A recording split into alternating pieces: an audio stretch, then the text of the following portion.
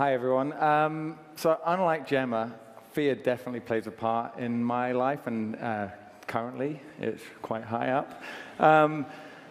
So I've kind of tackled fear in a way of, like, fear is always on the fine line of success. And so I guess I'm talking about things on the edge, which is, as a designer, as a creative in any kind of field, you often sit in that fine line. It's hard to reach that balance, and for me, finding purpose and meaning amongst all the hardships and struggles and failures, it's really hard. And so I guess I'm going to cover off some of the obstacles, or how to get over those obstacles and find some kind of fulfillment in design. I probably need the clickety-click, don't I? See? That's what fear does to you. So time is one of those things for me, because it's fleeting. Oh, is that not moving? Have I picked up the wrong one? Let me give this.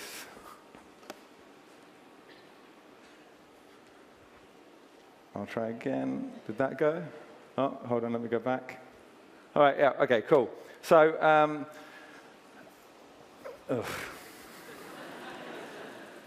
right, there we go. Time is fleeting. It's limited. You never know what's going to happen in life. Anything can go wrong. And so, for me, time is super important because it always feels out of my control, especially for anyone who knows me. Time is not my friend. It's easy to use time as an excuse not to get to things. I think we all do that. I'm particularly guilty of that. And let's face it, in work, the 7.5-hour day doesn't exist. It's 15 hours a day and the weekends, and you never stop working anyway or thinking about design. So I found I'm cramming more and more into every single moment I have free. So, for example, reading a book. I used to read a lot of books. Now it's like read a book, but have an audio book to supplement it, just in case you can't get through it. Or podcasting. Everyone must listen to podcasts here, right? If you're not, you're behind the times. But listening to podcasts, but then, you listen to them while walking the dog, while on the way to work, while on the train, while kind of nipping on the way to meetings. If you walk into meetings, you always used to listen to podcasts. Then Duolingo. Does any of you using Duolingo? Spanish. I'm learning that at the moment. So, like, scarily, I learn it on the toilet in the morning. I learn it when I'm nipping out between somewhere. Like, you compete with people, so you're just like, right, I've got to quickly do this on the way to the kitchen. Whatever you do, I'm finding any way in which I can do multiple things at the same time, so I can cram in learning as well as getting my work done and everything else I have to do in life. Another kind of on-the-edge thing for me is aspirations and failures. I guess, you have these high hopes of what you're going to do with a project. Every time, it's like, oh my God, this is going to be amazing, going to change the world. Client's going to love me. I'm going to do something that people are going to look at, or it's going to make such a difference to the client's business that, like, I'm going to get kind of cheered in the meeting. It's not going to go like that usually, because often for me, like, fear starts to set in, and then the panic rises. I stress massively. I don't know if this is the same for everyone, but you overwork things, you procrastinate, you work late, the weekend comes, you think about what you should do on the weekend, or the work you should be doing rather than enjoying the weekend. And then finally, at some point, it just solves itself. Like, you come up with the idea. It scares me that every single time you always find a solution to the problem. And then often it's at the 11th hour, and then this relief, this happiness, you're on top of the world, and rinse and repeat, start again. So what are we on? Oh, your ego insecurity. So this is a big one for me, because I think the assumption is one, and I sit personally on the opposite end. So it takes a while to understand who you are as a person. Like, over the years, you kind of figure out what you like, your idiosyncrasies, kind of what makes you. And for me, I have this perception of who I am. Others see me a different way. I once asked my team to stick posters of what they thought of me. I'm not sure about the wiener one, whoever wrote that. But those views don't align a lot of the time. And it all comes down to this inner drive that I have, this kind of the insecurity that I need to prove myself, that I need to prove to the very first creative director who gave me a job that I actually was worth him giving that chance to. You know, it's this opportunity to prove to colleagues that I'm not a waste of time, or actually know what I'm doing, and just prove to myself that I'm not a failure. So this ego side can sometimes come across, and it's not that, it's just heavily like insecure. And I don't know if any of you have that, but yeah, and so that can manifest itself in terms of like talking about the work you do, or awards, like a drive to win awards. Like really, they're not really relevant in this day in life, but they help build confidence. And so often I use awards or the desire to win awards, not for me anymore, more for my team, because I've seen the difference when a completely insecure designer can win an award, and suddenly they can transform, and suddenly they do way more good work because they realize that they actually are a good designer, even if they thought before that they weren't. So that is a balance, I guess. You know that saying, less is more? Like, I firmly believe that a lot of the time, but sometimes more is more. And this is an old project, like way back, it's like 2008. And the only reason I'm putting it up is because it really opened my eyes to something back then, which was, like, we got this approved, and I was already trying to prove something with the work, as in do something really daring and really kind of change the city of Melbourne. And they approved it. Scarily, we were over the moon. Hallelujah, they've selected something that's quite brave at the time. But then at the end of the meeting, they did say, are you sure? Are you sure this is original and unique? And if we launch this, will we get punished by the media? So can you just be sure?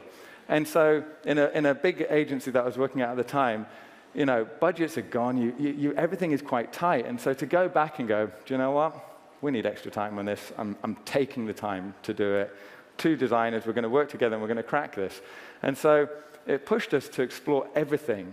And you know, we busted it open. I had a guy, Sam Pemberton and Jeff Nsunga, and they both worked with me on this. And we just went so far. And what that led to was this. 2 weeks later, and then we went to the client and presented and went, you know how you asked us if we were sure? Now we're sure. And this is your new identity. No ums and ifs and what do you think? It was like, this is your new identity. And it was amazing how that extra bit of time had just taken it to that next level. It was kind of more daring iteration of the form, and the grid structure opened up an infinite amount of possibilities within the graphic structure of the letter. So more was more. They loved it, but everyone else didn't. Everyone hated it. The public kind of ridiculed it, you know, threats, all this stuff, because who cares about a logo anyway? But again, give it a bit of time, and suddenly the world began to live with it, and then they eventually began to emulate it. I'm particularly proud of these guys, a Chinese boy band, who use my logo.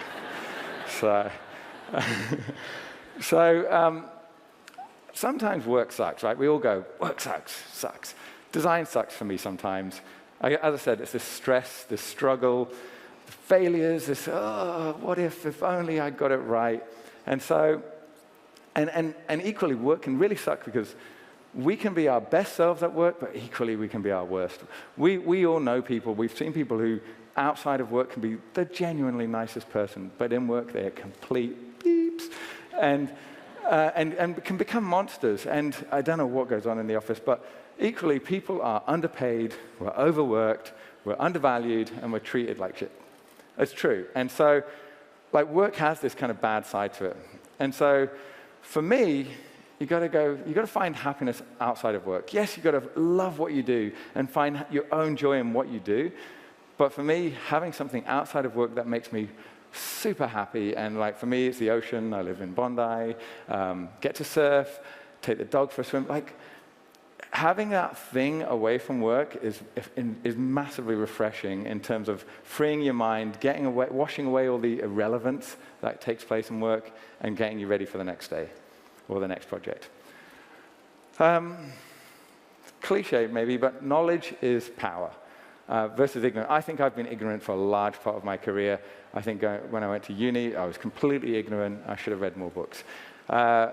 Knowledge now, I learned this a few years ago, well, about a decade ago, that when you understand what you're working in, when you understand a client's business, when you use knowledge to power your design, it can have serious positive consequences. So every project is an opportunity to really become an expert in that field that you're working with. So if you're working in a theater, you become the fountain of knowledge on not only local theaters, but nationwide and then international, and you form a point of view around that subject matter. Car brands, airlines, whatever you're working on, you should become the expert. That means, I think this is like the single most biggest secret that people just don't realize. If you know a client's industry and business almost as good as they do, or sometimes better, then they're going to listen to you. So they listen to you, and then suddenly you have trust. And so this trust that that they know you're working for their benefit, not because you like the color blue or you want to get this nice swishy type in, but you're actually designing with business behind, like the business goals behind the work you're doing. And so what happens, I found it almost instant. You can do radical work, if you perceive it as radical. You can do really exciting work, and they will listen to you because they trust you, because you clearly know what you're talking about. And so I really think if you can use that one, it's a good one. People, you're all awesome. People are awesome. When you get to work with brilliant people, work and life is better. I'm sure you all agree that we all have people that we want to be around, especially the charismatic ones, but they make your life that much better. And when things work, when you find those relationships with people, your team, if you find an amazing group of people that you're working with, or a designer, or clients, brilliant clients, people that you want to spend your time with, or your support network. For me, I have this incredible support network of photographer, Tim Jones, a typographer in Paris, Mathieu Regueur, even a printer in Sydney, Theo Pataris. When things are really hard for me, they'll bend over backwards to help me achieve whatever I'm trying to do on a project.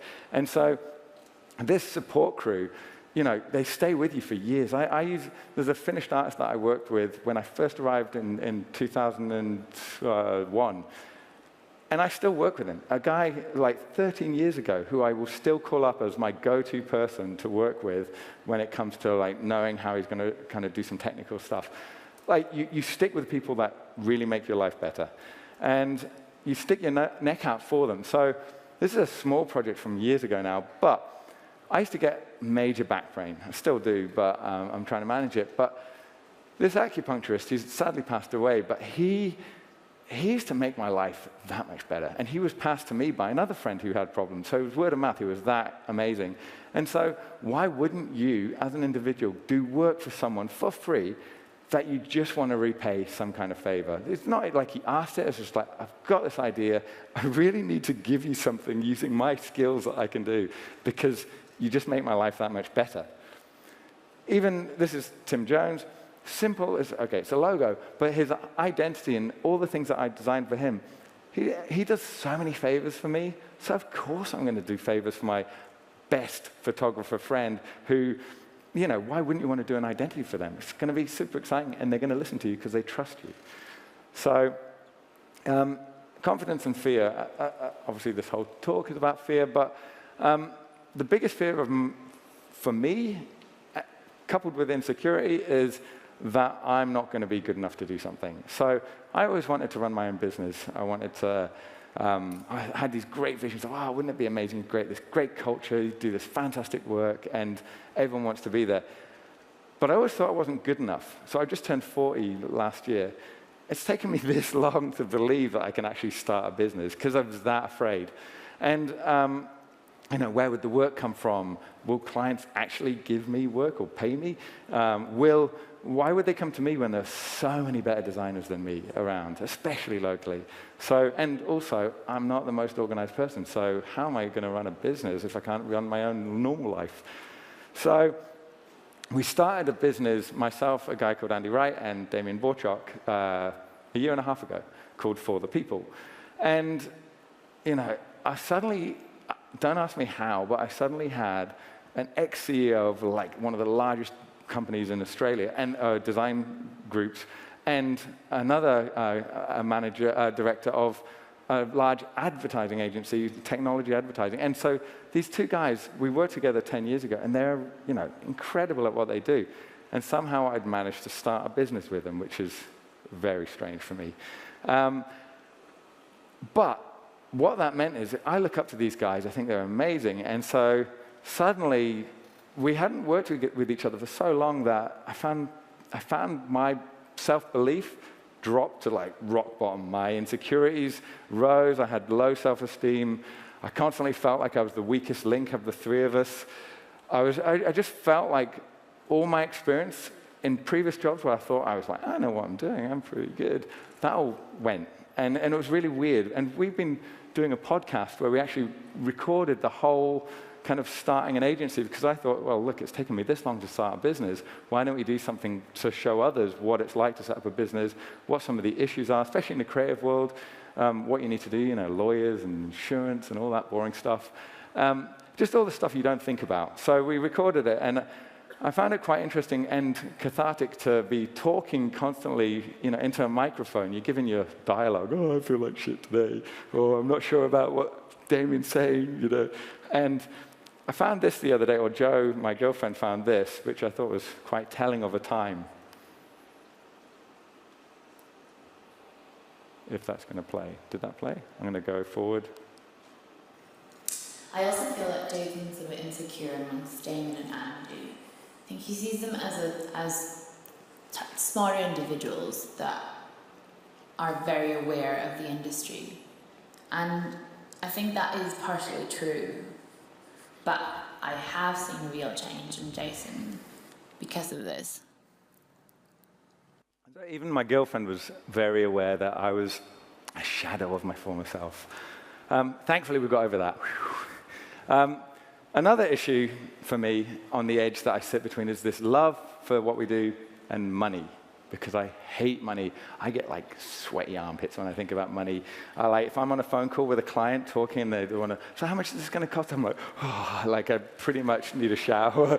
It freaks me out. And I feel like as a designer, you're so focused on the work and kind of ideas that you don't really take an interest in that side of things for a long time, which means you don't know how to negotiate salaries. You are rubbish at talking about money, and you accept low pay for most of your career.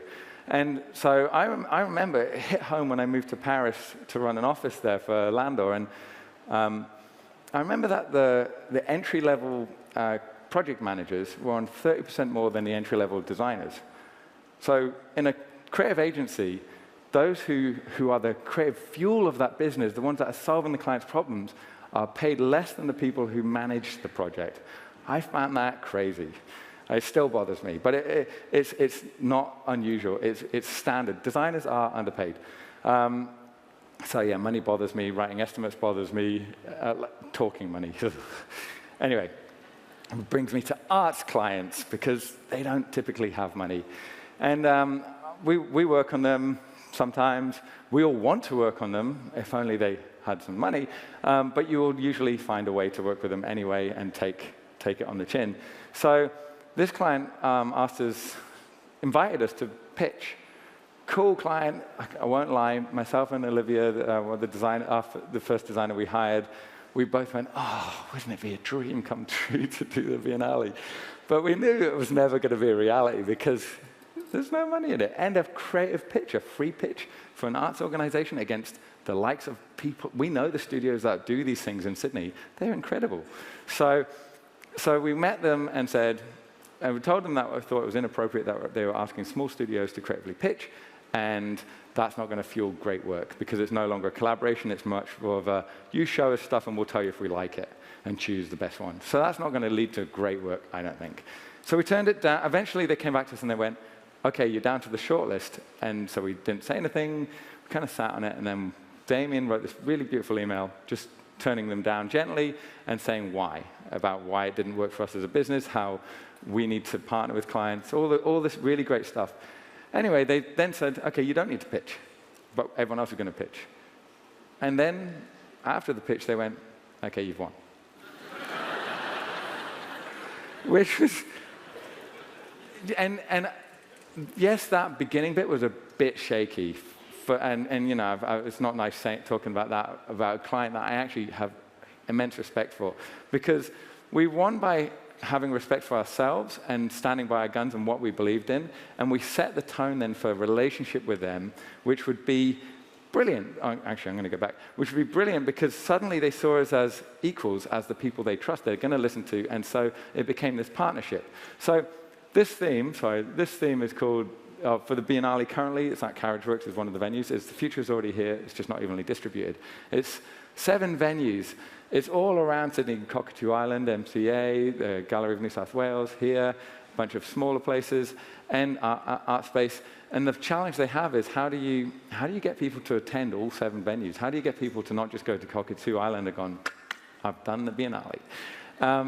And so Stephanie Rosenthal, the artistic director, created this network of, she called them embassies of thought. And so each embassy had clusters of art around certain themes. So it was getting, you know, you've got this William Gibson quote, then this embassies thing, and it's getting quite complex, I won't lie, it was pretty daunting. And so we took that idea and went, okay, why don't we take each of those embassies and think of them like art nations, where if you think of one country, it's got its own language and type, handwriting like Sanskrit or Arabic or Latin, and they have their own flags and their own customs and behaviors. And so we brought all those kind of thinkings together, and we gave each embassy its own visual language, its own typeface, each typeface was designed around the themes of those art. So this was Embassy of Transition. This was Embassy of the Real on Cockatoo Island. This was a very futuristic one. The last one was about kind of displacement and time, and Disappearance was about, there you go, archaeology and history and fading and memory, and so the typeface itself is disappearing. And then Spirits is very Eastern influence, spirituality, and so it brings in a lot of Eastern influences in its construction. All of these typefaces, so we created 7 typefaces, which originally it was 5, and then suddenly there were 2 more embassies, and we worked with my go-to, Mathieu Regur in Paris, who did 7 typefaces in about like 6 weeks. Scary.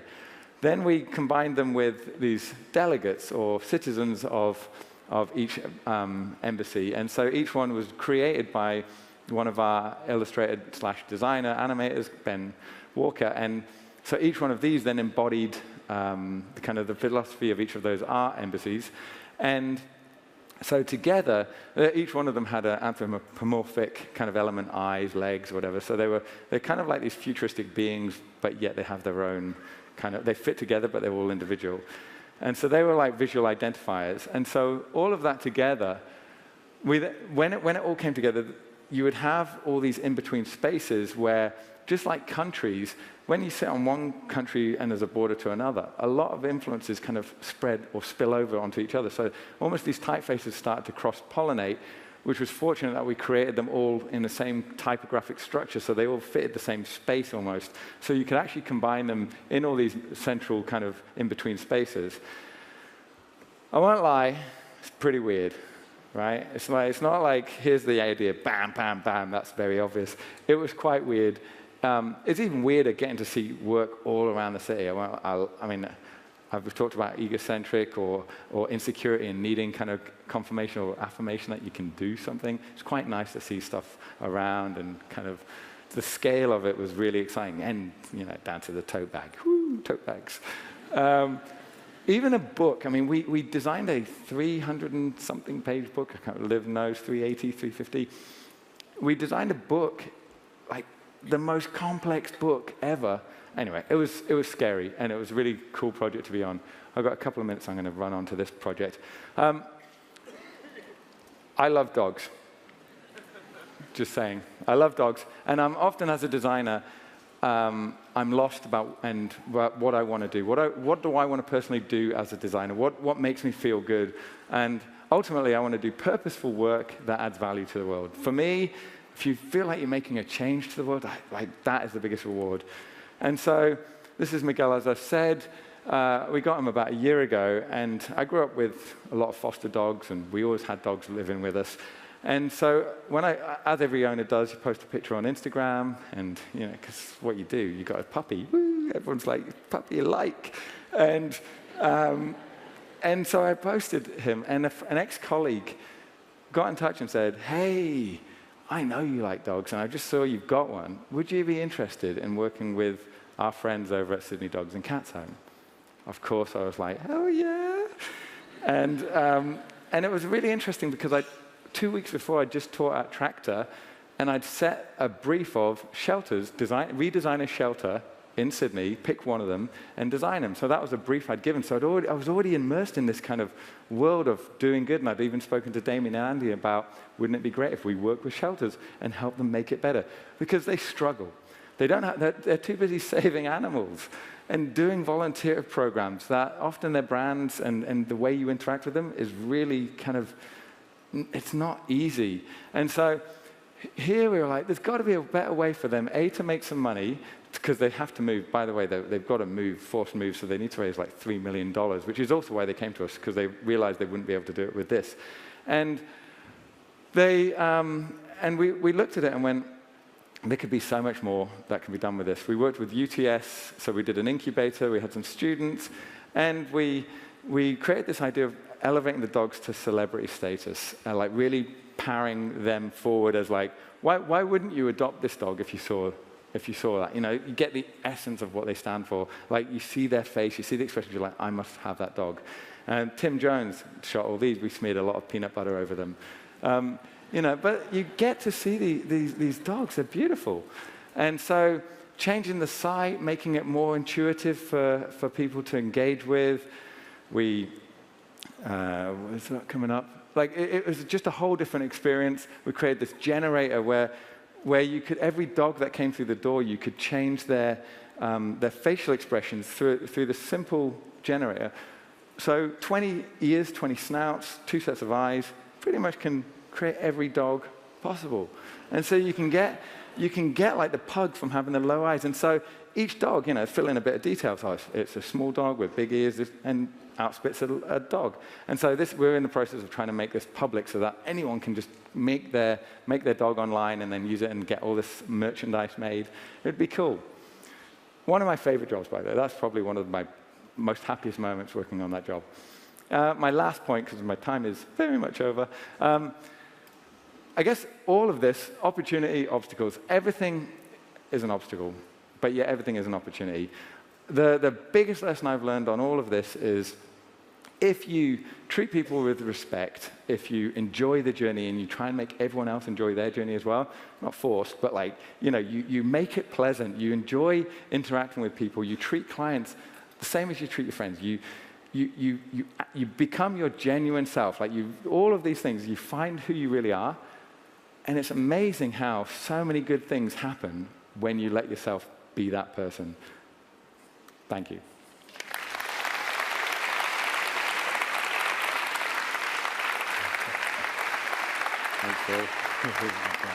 Awesome. Jason, I'm actually not going to ask you a question. I'm just going to give you a little bit of feedback that came from online. 2 things were, apparently you don't look 40. And the other one, which I thought was quite cool and quite meaningful, was someone said something along the lines of, every so often someone says just the right thing, and today it was you. So something that meant something to him. Ladies and gentlemen, by the way, all of the speakers should be around during the breaks later, and certainly for the drinks. You're going to have a few drinks at the end. Yeah. Please stay back and have a chat later. Ladies and gentlemen, awesome presentation. Please thank. Thanks very much. Oh, God bless.